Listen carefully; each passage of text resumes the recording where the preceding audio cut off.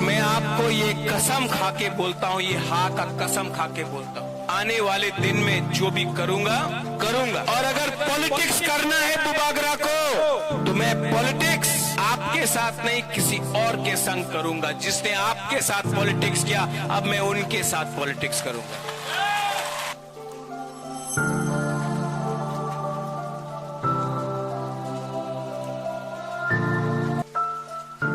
Agreements पहले भी हुए हैं, लेकिन इम्प्लीमेंटेशन में प्रॉब्लम हुआ है। इसी के लिए I am very happy and I am very glad that candidate which from our side my sister has been chosen to represent, because मैं नहीं चाहता हूं कि दिल्ली में अग्रीमेंट में कोई रोड ब्लॉक्स आए। लॉजिकली ये अग्रीमेंट को अगर दिल्ली में हमें इम्प्लीमेंट करना है तो एक सही आदमी को जाना था, एक सही व्यक्ति को जाना था।